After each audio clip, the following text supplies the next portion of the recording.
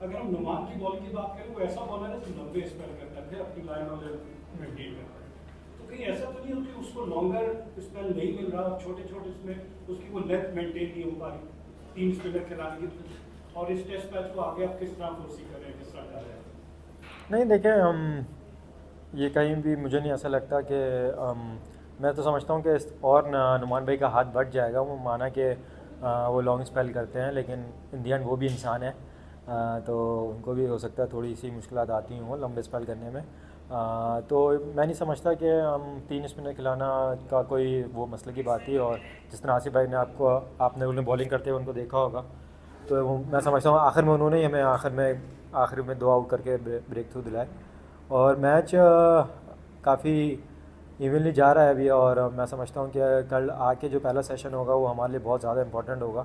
हम आके early on out करते हैं और उनका एक अच्छी लीड हम लेते हैं और फिर स्कोर दोबारा से लगाते हैं, तो चौथी इनिंग इस पिच पे खेलना बहुत मुश्किल होने वाला है।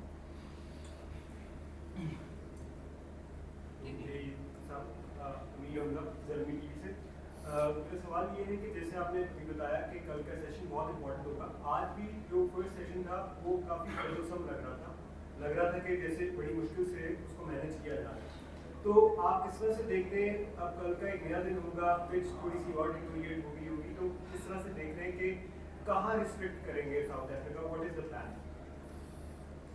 देखिए, प्लान तो यही है कि जितना जल्दी हम उनको आउट कर सकें। हम देखते हैं कि वो कल रोल कौन सा लेते हैं पिच के ऊपर। हम बहुत इंपॉर्टेंट होगा, क्योंकि मैं श्योर नहीं हूँ कि हो सकता है वो हैवी रोल हैं, वो किस तरह पिच को खिलाए। और तो मुझे देखना पड़ेगा। हम मैं जिस तरह समझ रहा था कि पिच में स्पिन बढ़ेगा आज, लेकिन पिच बहुत बेहतर खेला, इतना ज़्यादा स्पिन नहीं हो रहा था, और अगर हो भी रहा था तो बहुत टाइम मिल रहा था।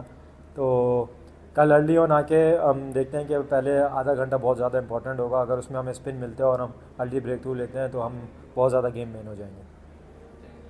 लास्ट क्वेश्चन, आप स्पिनर्स को अच्छा खेलते हैं और जो स्पिन को अच्छा खेलते हैं दैट मींस कि उसे नो ऑफ पिच की है अच्छी। आप एक तो बताएं कि लोअर टेस्ट से क्या ये ज़्यादा डिट्यूरेट करी है और टेस्ट की पिच, और दूसरा ये कि रैंडम क्वेश्चन है, पिच को समझना भी बहुत एक इम्पॉर्टेंट होता है टीम मैनेजमेंट में या प्लेयर्स में, कौन आप समझते हैं कि ज़्यादा पिच को अच्छा समझते हैं?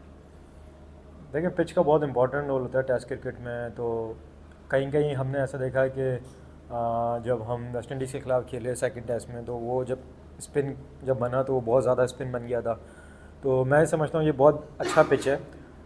इसी तरह का पिच होना चाहिए। इसमें अब देखें, फास्ट बॉलर भी थोड़ा प्ले में है, अगर बेटर टाइम ले रहा है, जिस तरह उनका साउथ अफ्रीका वाला भी जिस तरह स्टब्स खेला आखिर में आके, तो जो उसमें टाइम ले रहा है उसको रन्स भी मिलेंगे और फिर स्पिनर का भी रोल प्ले में आएगा।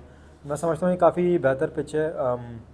बाकी मैं थोड़ा सवाल भी भूल गया अब। कौन सबसे ज़्यादा बेहतर समझता है पिच को समझना भी सभी तो ये है कि सबको एक्सपीरियंस होता है इतनी क्रिकेट खेल के होते हैं, तो ये कि अज़हर भाई भी बहुत अच्छा पिच को रीड करते हैं, तो उनसे भी बहुत मशवरा रहता है।